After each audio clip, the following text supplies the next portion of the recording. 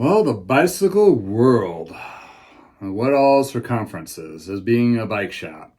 Well, are you looking to buy a bike shop, open a bike shop, or do you have a bike shop right now and you're like, well, I can't afford the rents. This is getting really more challenging year to year.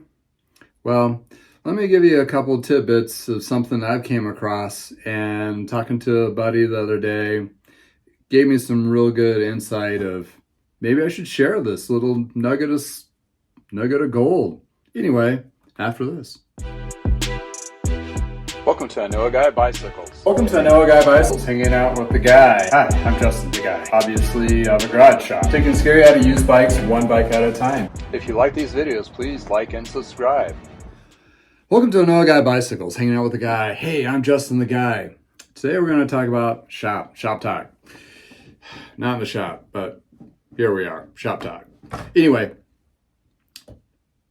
being in the cycle industry over 30 years and struggling with my parents' bike shop in the 90s, trying to figure out what would work, what wouldn't work. We were very limited back then. We have a lot more resources now in the current cycling world between social media, internet sales, and all those things. And over the course of the years, there's been a lot of different changes. That's good, and some are kind of funky and new and different. So anyway, what I'm trying to get at is, what would I do if I wanted to open up a shop today? Or if I had a shop and I was struggling and trying to figure out what's the next thing to do. I was talking to a buddy of mine, and he was from the Parker Bikes days, and we remember the struggle. I mean, my parents, you could see it and you live with it and you're in the thick of it, and it's just, it hurts me to talk about sometimes. It's one of those things, is the best of times, but yeah, it was the worst of times. Well, fast forward today, and taking my learnings from big box store, in addition to chain bike stores, and also working in software routes, also related to bike shops in the industry. If I was in a situation where I had a shop, well, let's just start with the current shop. If I had a current shop right now and we're just constantly struggling and so forth, and it just never seemed like we ever got ahead, and we're not in a position to sell to Specialized or Trek or whoever might want to come down the line, which Parker Bikes wasn't, unfortunately. It was in a situation where they weren't buying, well, the big brands were not buying bike shops at that time. It was a good 10 years before that they started thinking about it. And the only people we really talked to was Gart Brothers, and possibly Performance, and both of them are out.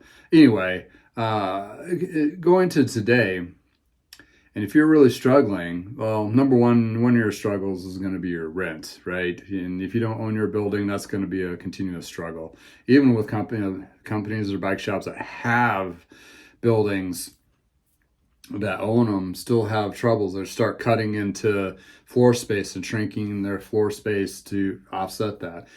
Well, that's a huge thing that's been going on from the early 2000s, is like, we don't need that big of floor space anymore. Before, we thought we need to have more floor space to sell more bikes. Well, the internet's changed that for us. We can actually sell more stuff and bikes online, and basically we just need more storage.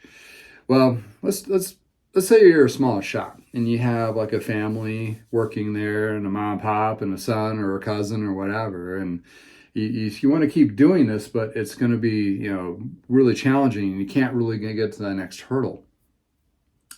How about you relocate? And when I say that, but not relocate to another retail space, how about you relocate reverse? Like the big giants of Microsoft world, or Google, or whoever, that's Amazon, that started in a garage. How about we go back there? Guess what? Hey, I'm Justin. I have a garage shop. Got to figure that out watching this. Anywho, you can take a smaller you can take a footprint out of your garage, make it a bike shop, and I've been doing this for several years now. It's very functional, it's very efficient, because you have to be. Keep it clean all the time, and therefore you can really work and focus, and everything's appointment based. So when you're looking at the internet and what it has opened the doors up for what I do, it's huge. If I want to sell something locally, I have a little fit area that all folds up and folds out, and I can fit somebody to a bike that they're looking for to purchase. If you just want to do fittings, there's a couple people that just do fittings. They do it out of the garage. Or you want to just do service. There's mobile. Get rid of the van. They can come to you. It's not that big a deal for them. And it cuts out the time for you at transporting and so forth, which you got to charge them anyway. They rather make the savings and come to you. Just make sure you have a great appointment-based system. That's all you really need. And you can do all those services. And then if you do want to do something like me, sell bikes, you can refurbish them or what have you, and post them online, get a website, put them on eBay, do Facebook Marketplace, Craigslist, Pink Bike, all those avenues and reaches, and you can do that. And you can actually be pretty successful in a sense, and especially if you know how to pack a bike up and ship it, you're golden. That really helps those things out to branch out think outside the box. That's what I'm trying to say. When you're thinking outside the box, you can cut down that footprint. Went into a restaurant the other day and I talked to the owner, and the owner told me he pays $13,000 a month. $13,000 a month. And a lot of you bike shop owners are going, yeah, how do I make that happen every month? I'm sorry, my mortgage is like a third of that, and I am a tenth of that. So, you can do that. I mean, obviously you might be restricted by city laws, zoning, all that kind of thing. All depends what you're doing, but there's a lot of home-based businesses. That's basically what I become. And if you have a shop that has 5 or 6 employees, you want to scale that to that kind of size, you can have 5 or 6 micro shops. You take bikes over to Johnny's house, he'll do the tune-ups on them, and you have a fitter, and Nancy set it up in her garage as a fit area, and you could take that whole bike shop experience and put it into different households in the same general area. This is something that could be expand upon and grow upon, and without super high levels of costs. I wish I thought of this when we actually had to close our doors at Parker Bikes, because we could have just moved right into our garages and continue to do what we were doing, just rebrand ourselves. Unfortunately, the internet wasn't quite there yet, and eBay was not even born when that happened. But fast forward to today, you can definitely do that. So why not? You can get insurances. I'm insured. I got a business license. I pay sales taxes and all those good things as a regular business. So just base it out of my garage. Cut down the cost of overhead. Basically, that turns around and provides a good price for the customer. And people are really not that freaked out of going over to some person's house to look at a bike or get their bike repaired or do a fitting. Because you know what? They're doing that anyway. A lot of people are going to people's houses to pick up stuff off of Facebook Marketplace and all that kinds of deal. As long as you have a strong profile and you don't seem too creepy, you're going to be just fine. And it's one of those things where I'm trying to share the love and think out of the box and try to keep your businesses going. You could, I tell you what, if you're a specializer or a truck dealer, sell to those guys, go do what I'm doing.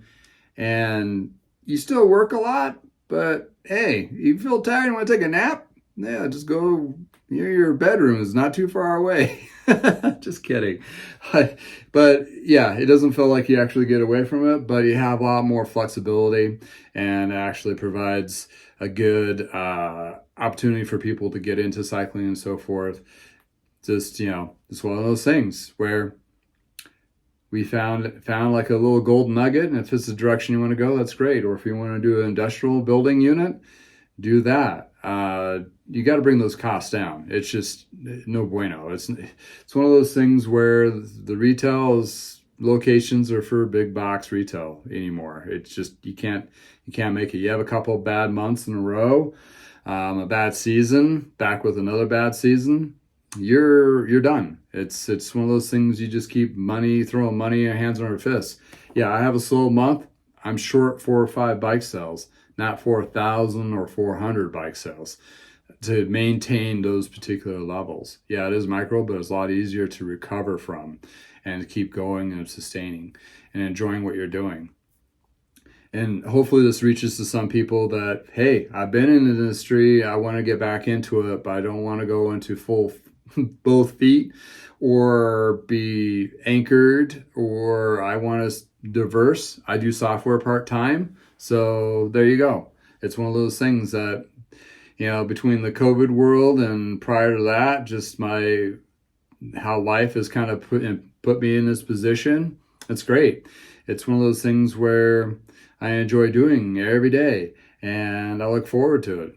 The minute I wake up, I'm hammering, doing things, searching things, and doing what I need to do, working in the garage, cranking out bikes, looking for bikes to purchase, going getting them, coming back, doing that, doing videos like this to try to spread the word and try to make that community a little bit better for everybody around us. So that's what my thinking is, thinking outside the box.